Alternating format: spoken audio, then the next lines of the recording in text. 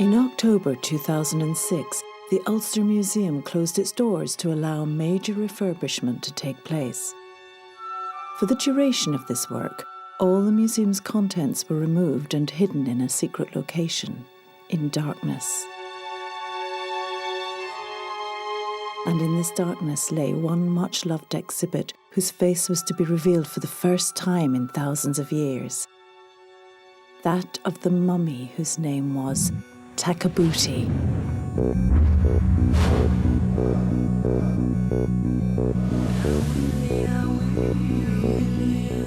There were so many questions.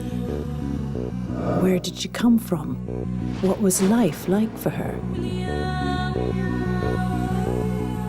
How did she come to be in Belfast? And most intriguingly, what did she look like?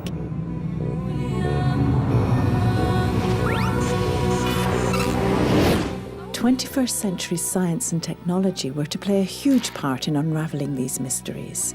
Universities from England, Scotland, Wales and Northern Ireland would come together to share their resources and their research facilities. A team of experts would convene at Belfast Castle to attempt to piece together the jigsaw of facts and myths surrounding the mummy. This was one of the most spectacular mummies we've ever come together to work on. What we found as a team was that this person, Takabuti, became real to us, even though she was 2,500 years old. We have known her for so many years and know a certain amount about her, but there's the prospect of knowing so very much more.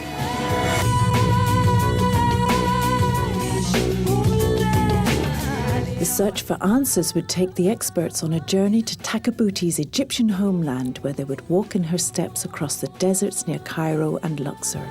I say that this person looks to me alive. The evidence we have about her manicure and her hairstyle shows us that she was indeed somebody of very high status.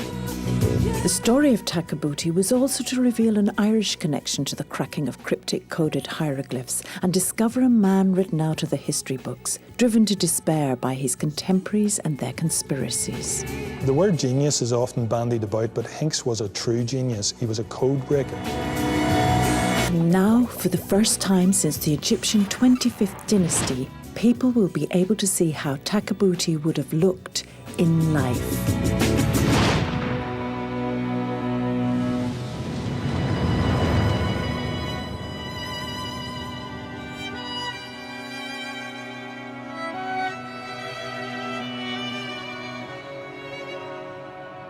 Today's modern Egypt is a visually remarkable country. The day-to-day bustle of its busy cities still hold references to past centuries, but with all the elements of modern living merged with the past. It's a country still drenched in its history, a time filled with spectacular temples and tombs with iconic sites and landscapes famous across the globe. These were to be the backdrop to the story of Takabuti.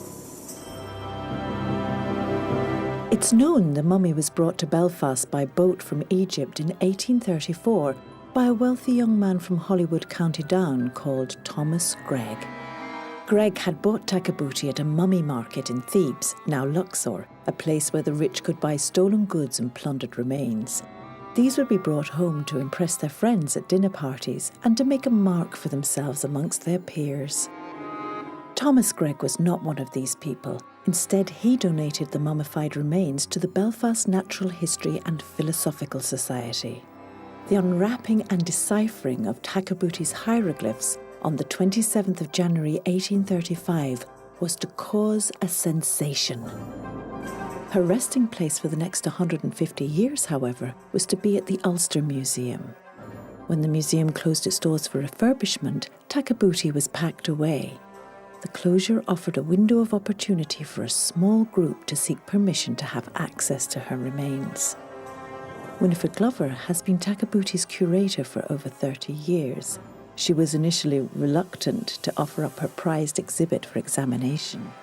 I've always thought of her as a person and as a personal friend almost.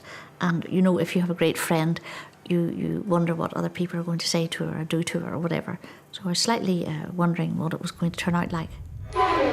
Winifred Glover decided to join the project so she could be with her precious Takabuti and be part of the team who would reveal her face. A team of experts were brought together, all with a personal interest in the mummy. Their skills and specialist knowledge would be crucial in finding out and piecing together the medical and scientific elements required for this project. The things we can do, it depends how much you would like us to do.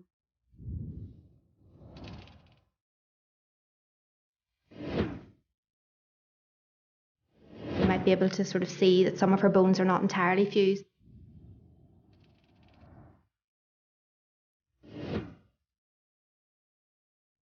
They were really starting to look at the scientific value.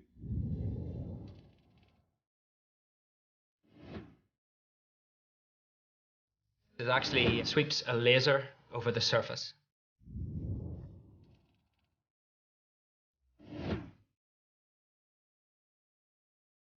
This was one of the most spectacular mummies we've ever come together to work on. Fantastic in terms of the state of preservation, the amount of hair still there, the nails, the teeth, everything. So I think all the team were really excited to be able to see this and to think about the possibilities of all the multidisciplinary studies we'll be able to do on the mummy. I was very excited because Takabuti was a mummy very well known to me from my childhood, so it was a real thrill to be involved in a project which would help us learn more about her. And to get the chance to work on an Egyptian mummy was just beyond belief, actually. When I got the call, it was fantastic. It was a really exciting time.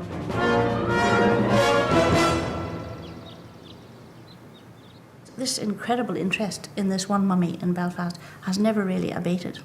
Whole generations come to see her, and grandparents bring grandchildren to see her. So she's been a part of really Belfast life since she came. Mm-hmm. She was collected in Thebes in Egypt, which was one of the great important towns. And they had a big cemetery on the western side of the city, and this is apparently where her mummy came from, and it caused an absolute sensation. And it wasn't until the beginning of 1835 that she was unwrapped. Now, the unwrapping was done by the Reverend Edward Hinks, and he was really a genius. For his time, he was a genius. Edward Hinks was born in Cork in 1792, the eldest son of a brilliant family. He was to become one of the foremost Egyptologists of his day and be responsible for the deciphering of the hieroglyphs on the sarcophagus of Takabuti. He would create a template that would be key to unlocking ancient Egyptian codes. Because there was no TV or video in those days, it was almost like an alien autopsy today would cause the same excitement. It was an age of exploration and discovery, and you can see the excitement and the enthusiasm that they brought to the whole thing. They really enjoyed this sort of thing. Hinks had a brilliant mind and was able to determine that the horizontal inscriptions offered up the names and titles of Takabuti and her parents, while the vertical inscriptions were the speeches of the gods depicted alongside. Her name was Takabuti.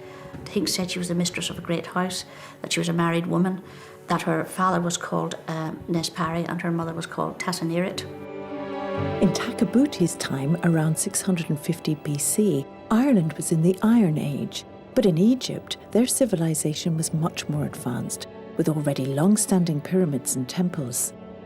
The names of Takabuti's parents would be the starting point for the experts to begin putting the locations and timelines into place and to explore deeper into her story. Well, I would be very interested, as I think people from Ireland always are, is who are you and who's your father and who's your mother? And we know her father's name, Nespari, we know her mother's name, Tasanirit, and as he was a priest of Amun, it should be possible, hopefully, to perhaps find out more about her family, because it will give you more of a picture of the life of a well-to-do Egyptian lady. The next stage would be to bring in medical science. First of all, the mummy goes to be x-rayed. You get all the information from the skeleton about the age of the person, if there's any disease and so on. From that, we can find out about the mummification process. We can look at her diet. So it's a detective story, really. If the revealed face of Takabuti was to be the end result of this journey, Then the experts needed to see a more detailed image of the landscape of her features as they are today. It was decided that Queen's University in Belfast would carry out non-intrusive three-dimensional laser scanning.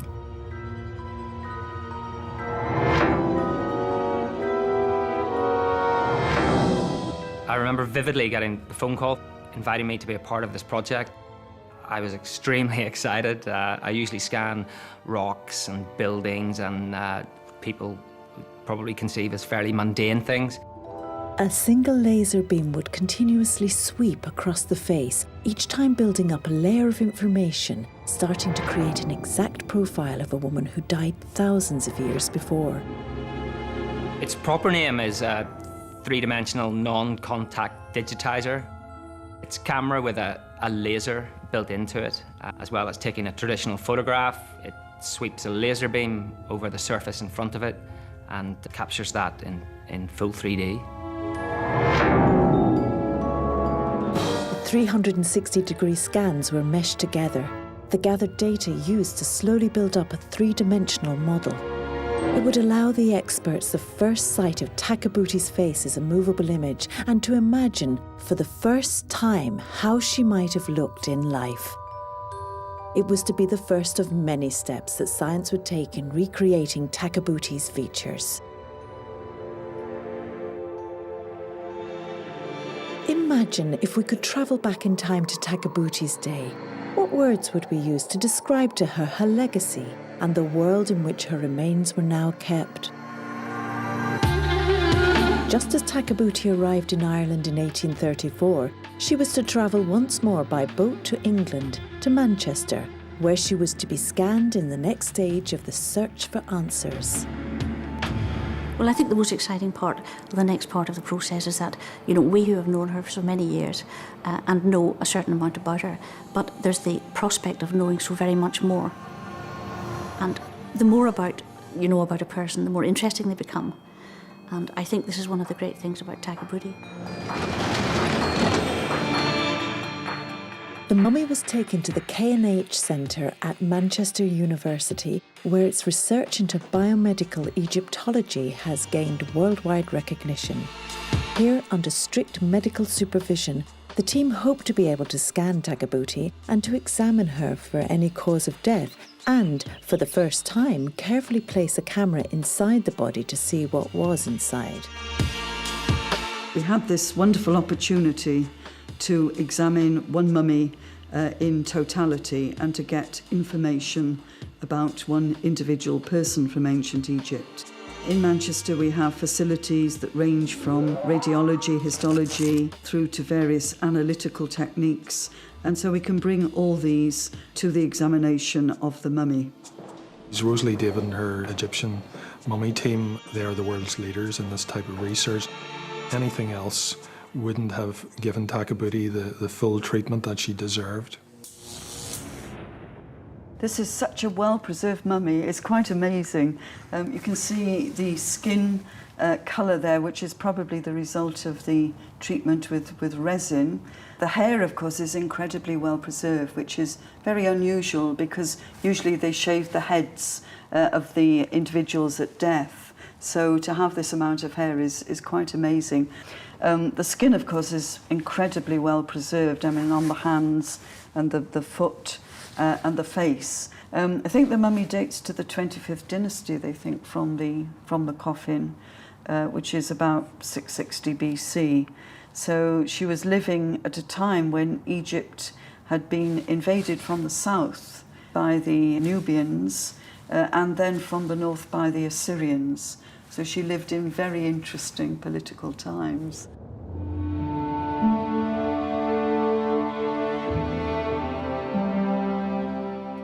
It was like I was back 30 years ago when I was a little girl visiting the Ulster Museum, specifically to see Takabuti. And now I feel very privileged as a scientist, to be part of this research team, and we can conduct a range of non-destructive scientific techniques to learn more about her. They obviously lavished a lot of care on this lady during her mummification. The quality shows that she, in life, And again, that's what we're all trying to find out, what was she like in life as well as her death. It gives us a window into what her life and her last days were like. And we look forward very much to the next stage tomorrow, which will be the X-raying of the mummy, where we'll really see what there is inside the mummy and the possibility, of course, of endoscoping the tissue samples. These can then be taken on for a whole range of different techniques to build up a real picture of what this lady's life was like. And I think everybody has gone away from today with really very exciting ideas about tomorrow.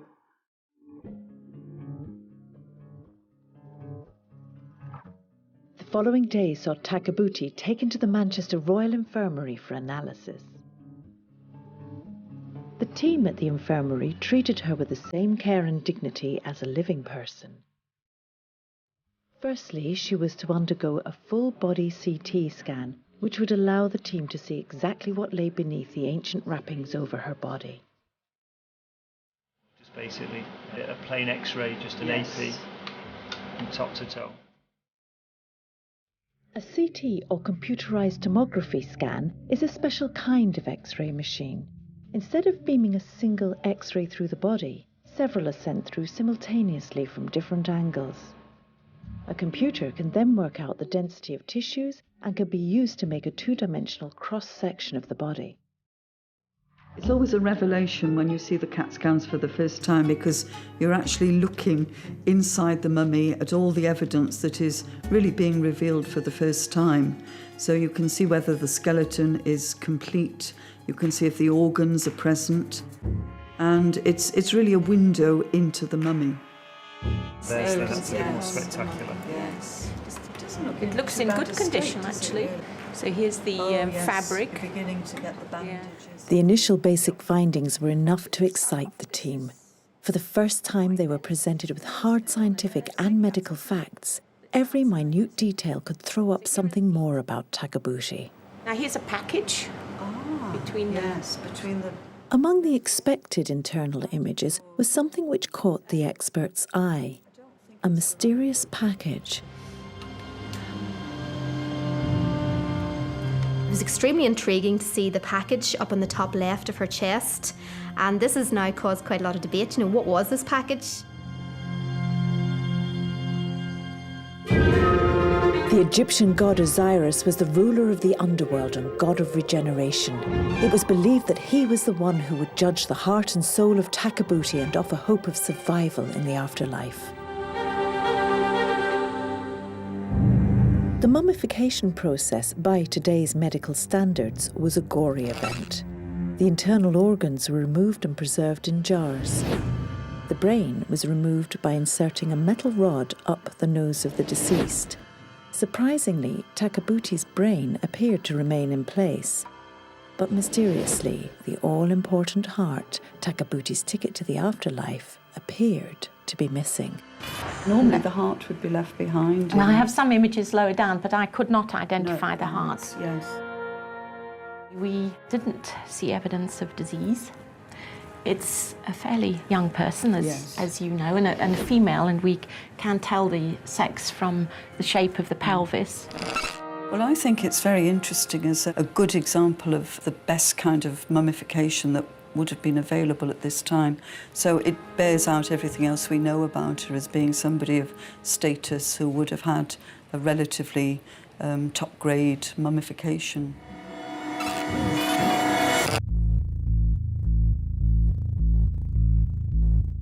While the CT medical information was collated, the scans of Takabuti were pieced together to form an incredibly detailed framework of her face.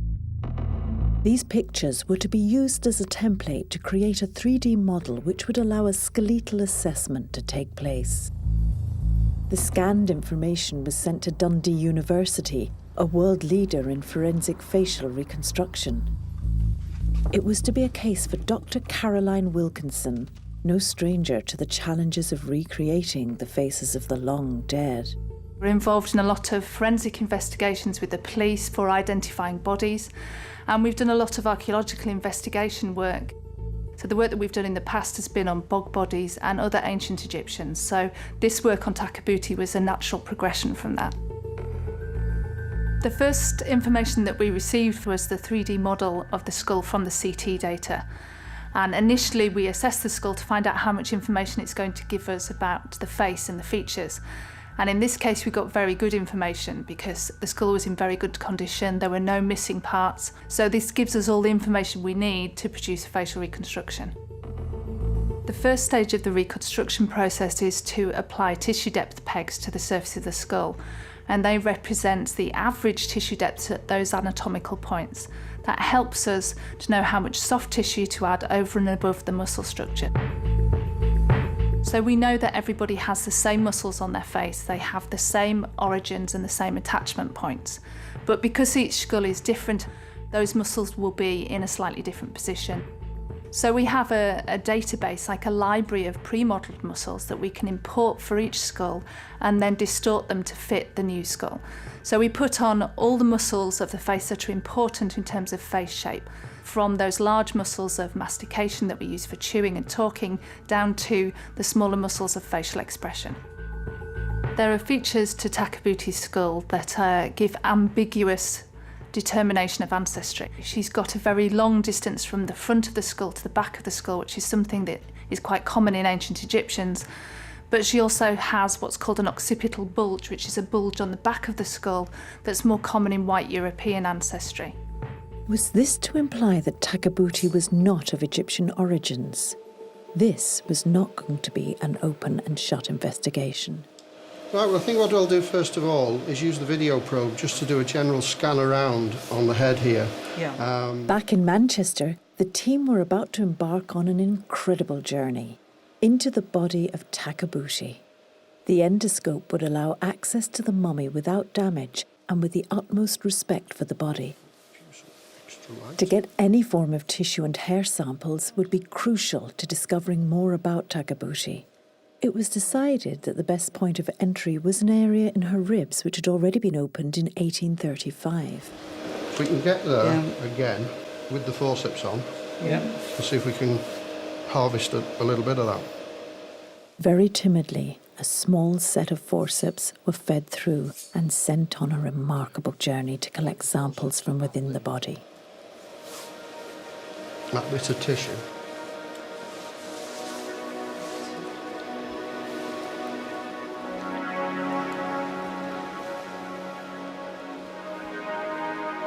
Some small fragments.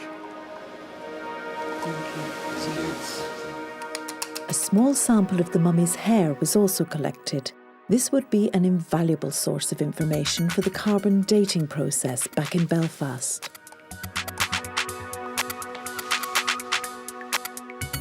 The hair, internal tissue and material samples were immediately analysed by Rosalie's team of experts.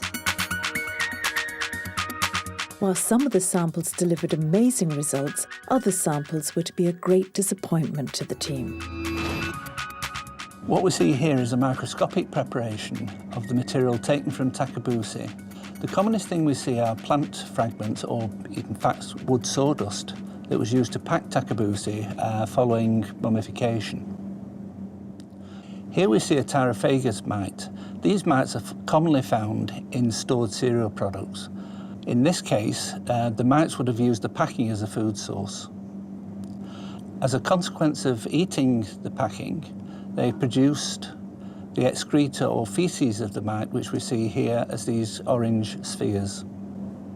The mummy was stuffed using sawdust. That would have been a high-level mummification process in the time. Subsequent to that, we have the problem with house mites, or these Tyraphagus mites that have infested the mummy. That presents a major conservation problem for us.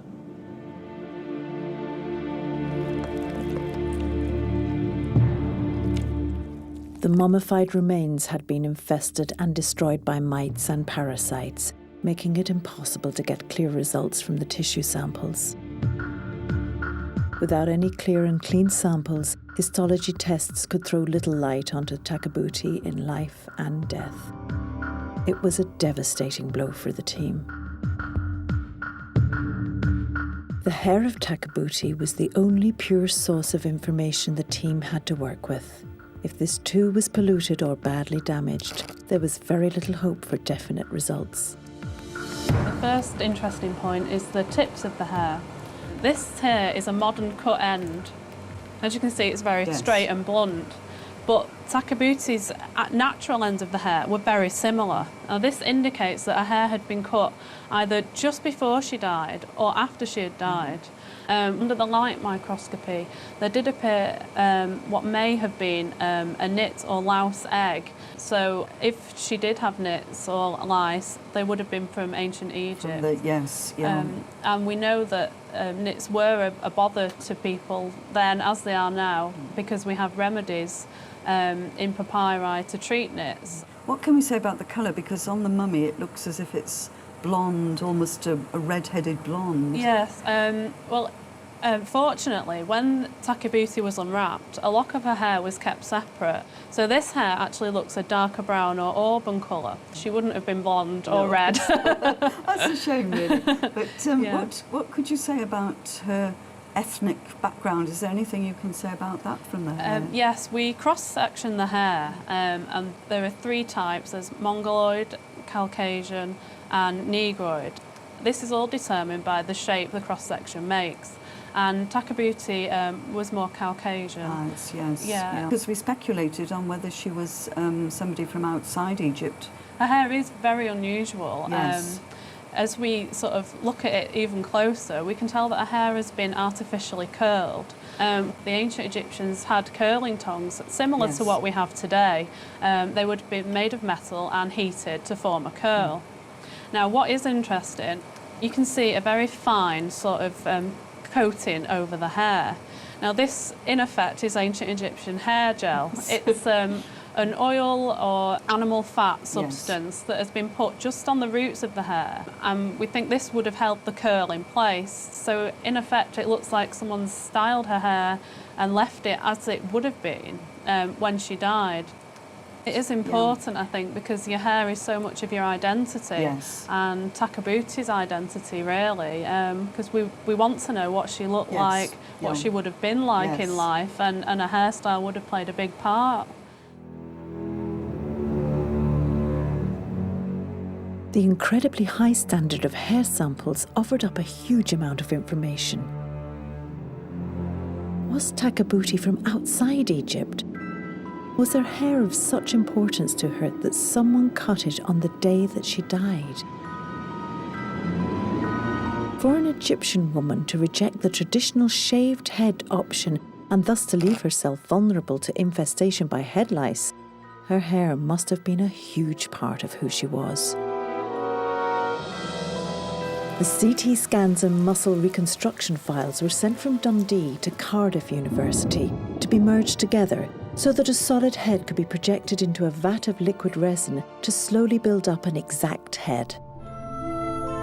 The process would see thousands of layers of skin being built up in latex one by one in exact accordance to the measurements given up by the previous scans and skeletal information. These machines take three-dimensional computer geometry and slice it down into many thousands of layers, in this case 1,205 layers, and rebuild each layer at a single time.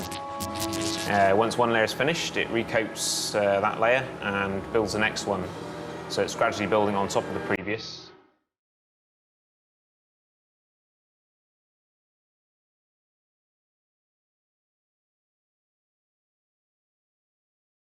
It would literally rebuild the mummy's face.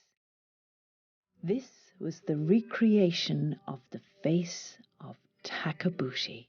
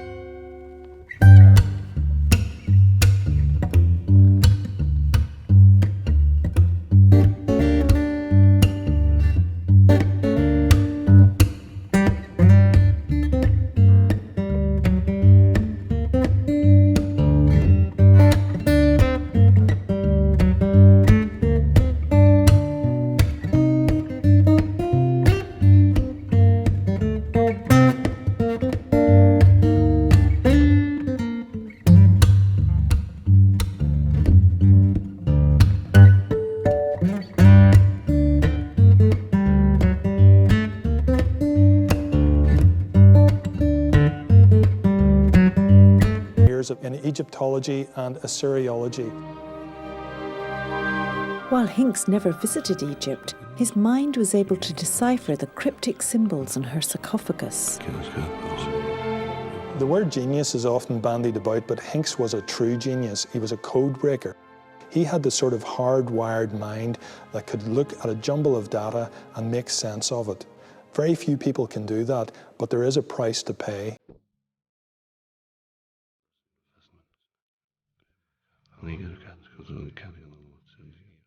Hincks was introduced to codes and to decipherment at an early age.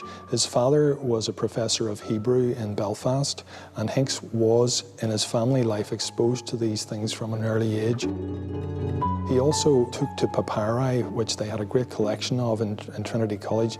He took to reading them much more easily than the professor, Charles Wall, in Trinity, and this didn't go down well with Charles Wall either because his student was showing him up.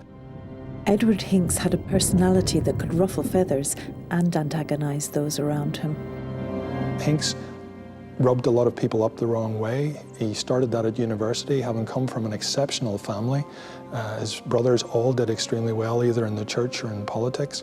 But when he got a scholarship to Trinity, he wrote a poem in favour of Napoleon Bonaparte, which was not a good idea at the time. And he ended up shifted from Trinity College up to Armagh and then on to Killaloe.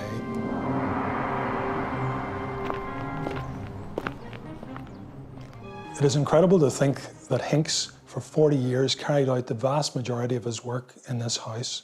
The standard of that work was world class, better than many university departments of Egyptology and Assyriology.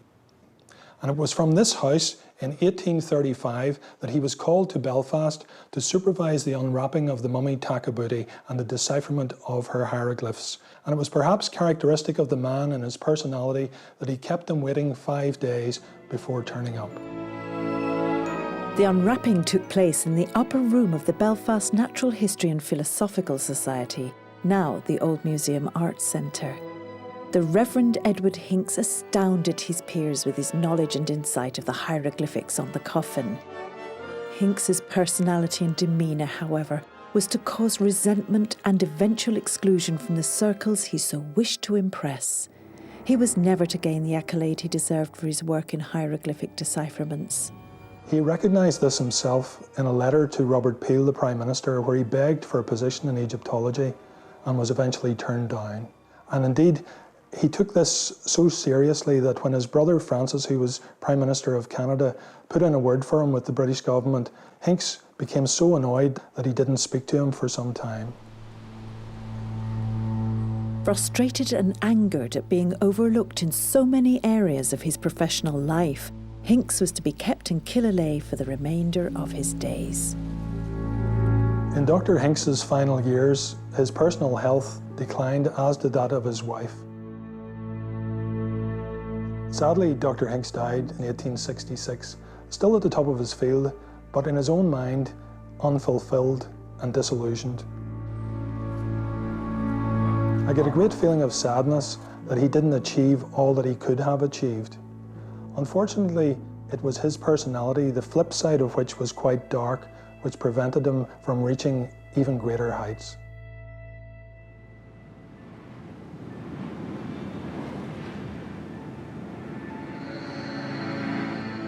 For the full story of Takabuti's life, the team had to travel to the places she once lived, amongst the tombs and temples of ancient Egypt. What secrets would these deserts and landmarks offer up? The deserts of Saqqara were to be the perfect location to get a true understanding of the impact and ingenuity of the ancient Egyptians. Saqqara was a burial ground for over 3,500 years. A meeting was set up with Dr. Zaki Hawass, the head of Egypt's Supreme Council of Antiquities. To help them understand more about Takabuti, Dr. Hawass opened up the tomb of the oldest mummy ever found, which is closed to the public. We were very privileged to have the opportunity to be escorted round that tomb by Dr. Zaki Hawass, who is the Secretary General of the Supreme Council of Antiquities in Egypt. And this was a real insight into the relationship with mummification.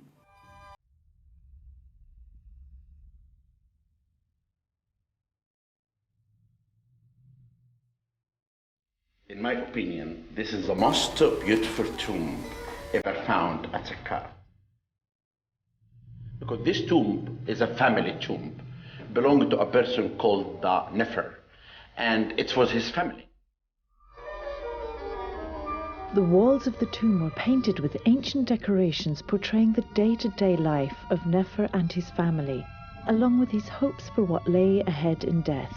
And of course, we start with the regular scene of Nefer in front of his wife, with an offering table, having 1,000 bread, 1,000 beer, 1,000 of everything. And other scenes of slaughtering ducks and animals and hunting, all the daily life scenes that the deceased would like to have in the afterlife.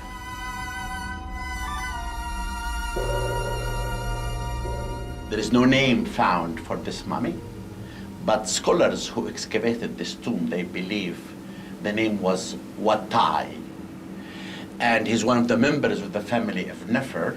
Then it's going to be very important for you to look at the oldest private mummy ever found in Egypt that dated back to 4,300 years ago. But really what's amazing about this mummy, that the feet and all his body was completely preserved. And I always, when I come and see this mummy, I say that this person looks to me alive.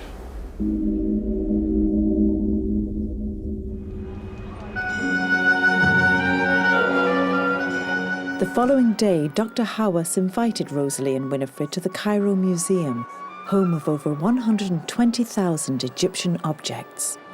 Coincidentally, the museum was established in 1835, the year of Takabuti's unwrapping in Belfast. Among the mesmerising collection of Egyptian artefacts, Dr. Hawass had prepared a very special showing of a mummy from the 25th dynasty, the era of Takabuti. The 25th dynasty was around 700 years BC, meaning that the symbols and painting of the sarcophagus should have similarities to that of Takabuti's. This is a mummy of a lady. Her name is Bedit Bastet, Dynasty 25. Is your mummy the same like this? No, our mummy was wrapped in linen bindings, but they were white. They're cream. White. White, yeah. And this is the black one, style. yes. But you know, Dynasty 25, it has white mummies. Yes, yes. The painting on the case and the decoration was indeed very similar to Takabuti's. So presumably this was a 25th dynasty style of case painting. And that was a kind of revelation as well. The sourcing of a mummy from the exact era of Takabuti was of immense importance to building up her profile. Dr. Hawass was to have one last revelation for his guests and a conclusion to the story of the Reverend Edward Hinks. Here is the bust of our great man, Edward Hinks. You know, I'm really happy to see this bust here in this museum, because always we honor people who make great discoveries in Egypt. Yes. Then I'm really so happy to see the bust of Edward Hinks in the garden of the famous and the great people. And I want to tell you one thing. When I found out that I'm going to meet you, and I did some research on the mummy of Takabuti. First, I'm very happy with this name. It's very strange, ancient Egyptian name, Takabuti. And I found out that he's the one who translated the language in the coffin in your museum. He did, yes. That many people doesn't know. I hope that people can look at his face and remember that that great man was the man who gave us the key of the Akkadian language. Can I tell you an idea? Would you like us to make a replica of this bust and send it to you? It would be wonderful. Okay, That'd be a tremendous idea. It's really, the people in Ireland has to know about this great man. Look at his eyes now. You can feel his happy that we are going to look at him.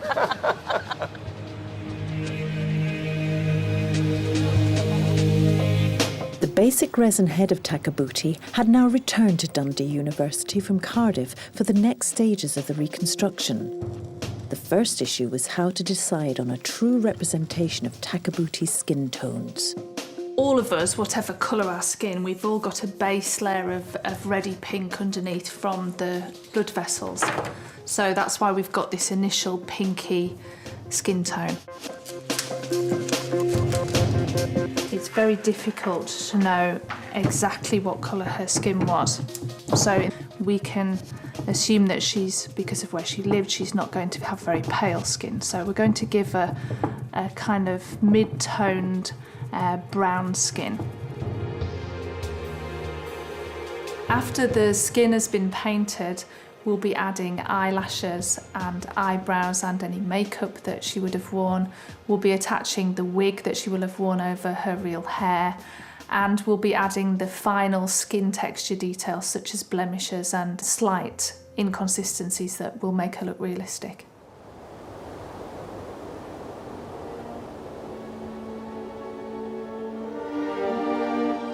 It was recorded that Takabuti's father, Nespar, was a priest at the Temple of Karnak in Luxor. It was a time for more detective work as the experts travelled from Cairo to see for themselves where Takabuti was raised and to get a real sense of her life living within these ancient walls. Well, it's no wonder they were an important family, because obviously it must have been important to have this kind of doll.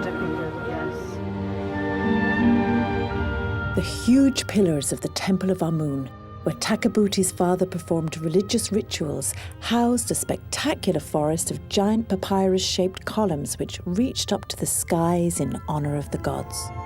Here we are in the hypostyle hall, and this was the way through for the priests into the sanctuary on the other side.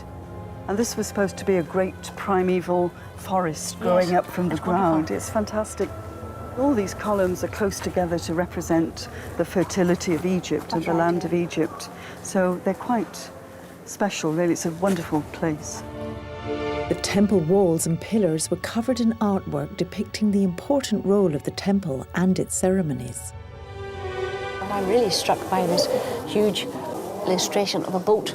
Yes. In which the god is being carried out across the water to show to the people. Yes. And you know, in the museum we have this little slate palette which shows you the god Khepri in his form as a scarab beetle being carried in one of these barks. Yes, yes. Across. Yes. And so it's fascinating. And I think, now you can see, isn't it Horus? You can see.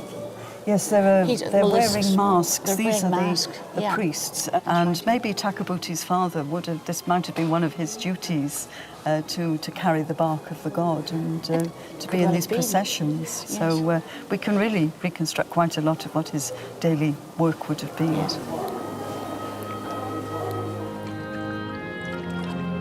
The Nile still plays a huge part in irrigating the deserts of Egypt, and it is remarkable that water was channeled to Luxor to fill the temple's sacred lake. At sunrise each day, priests like Takabuti's father would set free a goose across these waters as a symbol of the great cackler, the goose that laid the cosmic egg at the dawn of creation. So here we've got the sacred lake of the temple, Winifred, and of course this is where Takabuti's father would have gone to bathe himself every morning before going into the temple, because this purified the priests. So you can almost imagine the scene at the great festival when they brought out the statue and carried it round and sailed it on the lake. Yes, and would Takabuti and her companions, would they be allowed to watch this? Would they have had to keep back? They would have seen some of it because the festivals took place outside the temple. It was a way of showing the god to the people. Yes. And they took the deities between the Karnak temple and the Luxor temple. And so there would be great processions, as you can see on the temple walls. Oh, absolutely, here. yes. Yeah. At the temple precinct of Karnak, there was living accommodation for the priests and their families just outside the temple itself, in the same way as rectories are built nearby our churches. And the Takabuti and her family would have lived somewhere between the edge of the temple and the perimeter wall there. The crumbling remains of a once great house lay ahead. This is where Takabuti grew up. We know that Takabuti was a wealthy lady and the mistress of a great house, and it's always interesting to think about the sort of lifestyle she would have had. Yes, I mean, she would have had a house full of servants. Absolutely. Lots of bedrooms and shower rooms. Yes. Some of the scenes in the tomb show these wonderful banquets where they were all being entertained and drinking wine. That's right. And the food they would have had. And the food they would have had as well. Yeah, because the food, of course, was brought from the temple by the priests and divided up amongst their families. Yes. So they would have been eating the food the gods had, Yes. which was very largely a meat diet, whereas the ordinary people, as you know, were eating the sort of vegetarian diet. Yes, very much so. These were the sights she would have seen every day. You feel closer in time to them. 25th dynasty doesn't seem so far away. You feel, an immediate connection, I think, with the sort of life she would have led, and the fact that she lived in such close proximity, really, to the great temple, showed you how very much they revered the gods and how their whole everyday life was tied up with the gods as well. The experts travelled from Luxor across the deserts near the Valley of the Kings to the stunning temple of Hatshepsut. This is where Takabuti's father would have been buried. It was traditional that the priest's family would be laid to rest by his side. It was, of course, a mortuary temple, which meant that not only was the god worshipped here, but the ruling king or queen in this case had rituals so that they would survive after death as a deity. So she would go on to be a god in the next world. Queen Hatshepsut died in 1458 BC, leaving behind this legacy. She called her temple the Splendour of Splendours, and it rises up over 300 metres above the desert plain, carved out of the limestone cliffs. It was designed by a man called Senmut, who was the architect of Queen Hatshepsut, and he obviously had an eye for this wonderful backdrop of the Theban cliffs. Yes. And the colours fitting so well with each other. Yes, yeah. It's really right. And either side there would be these great gardens with flowering trees and incense. Must have been really lovely. This is 18th dynasty and Takabuti was 25th dynasty. Yes. And so she would have been able to see this in her day. Yes, yes. And to be able to come here and attend whatever rituals were happening. Yes, and then in her death she also would have been near, so would have been a feature in life and in death. And in death as well. This is where Takabuti was brought in her funeral procession to pass into the afterlife. Deir el-Bahari may have been the location of Takabuti's grave. However, it was not to be her final resting place. The 1800s saw a virtual invasion of the Valley of the Kings by archaeological treasure hunters. They plundered the graves, searching for buried artefacts, and stole the bodies to be sold at popular mummy markets. It was at one of these markets where Thomas Gregg bought Takabuti in 1834. Her story was to take her from here and across the seas to Belfast, where the Ulster Museum would be her final home. You know, for me this has been the end of a fantastic journey. I've looked after Takabuti in the museum for over 30 years, and now finally to be able to stand in the place which was her final resting place is really a wonderful thrill and a really great end to her story. Yeah, absolutely. This was to be the conclusion of this part of Winifred Glover's relationship with the mummy, after more than 3 decades of caring for her remains. Meanwhile, work continued at Queen's University in trying to piece together the information on the physical data harvested in Manchester. Eileen, we've got some very exciting results to show you today of the Dr. Eileen Murphy met with Dr. Paula Reimer from the university's Chronology Centre. Eileen began to summarise the complex information so she could report back to the group. Samples of Takabuti's hair had been taken for radiocarbon dating and isotope analysis. The samples were subjected to a rigorous purification process to remove all contamination. The pure material was then run through an accelerator mass spectrometer to get the radiocarbon date. An isotope radio mass spectrometer obtained the isotope information. These high-tech pieces of equipment caused the ions to accelerate to very high speeds before analysing their masses and separating out the different isotopes. The conclusions were soon to be revealed. A year after they first convened, the team of experts returned to Belfast Castle to reveal their findings. My work as an archaeologist has largely looked at skeletons, and there's almost a sort of an anonymous feel to them, because while you try to empathise with skeletons, you don't really know the person as an individual. But with Takabuti, it was something different. And for me, she's like an old friend, because she's really one of the big reasons why I became an archaeologist. One of my roles in the project was to bring the samples of Takabuti's hair and bandage back to the chrono laboratory in Queen's University, Belfast. A radiocarbon date isn't a calendar date. Takabuti's radiocarbon age was range cross-referenced with graphs based on known age tree ring measurements. So she was quite happy to go with the date of about 600 BC. So the other part of the analysis that was undertaken in the chrono laboratory was stable isotope analysis for the purposes of looking at Takabuti's diet. The non-radioactive isotopes of Takabuti's hair provided information on the types of plants and proteins she would have eaten. Takabuti ate little cereal, but food mainly derived from trees, shrubs and legumes, beans, peas and other pod foods. She would have also eaten freshwater fish such as catfish and perch. Freshwater fish, and this would sort of tie in with what we'd expect for ancient Egyptians, you know, with the Nile being a really rich resource for them. What about Takabuti, the woman herself? Well, whenever she was originally unwrapped in 1835, the doctors concluded, from looking at her teeth, that she wasn't less than 20 or more than 30 when she died. There's a little bit of wear on her teeth, and I think this actually pushes her into sort of like a 25 to 35. Now, for me, this is one of the most sort of intriguing aspects of the imaging. It's definitely not part of Takabuti's internal organs, so it must have been a package that was deliberately placed inside her chest during the mummification process. But we do know that the heart was always given special treatment because it was considered to be the centre of the individual's being, because basically it was needed in the final judgment before Osiris to determine if the person could get into the afterlife. So I wonder, is this package maybe the remnants of her heart? If this was the heart of Takabuti, then she would indeed have been allowed to enter into the afterlife.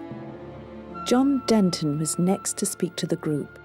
The other major component of the material we took at endoscopy was wood. And these are wood fibres, wood sawdust in effect, and this is from the packing. And again, John was to tell the group of his disappointments during his research. On a personal note, I felt really frustrated in that all of the internal organs had been removed probably at the time of interment.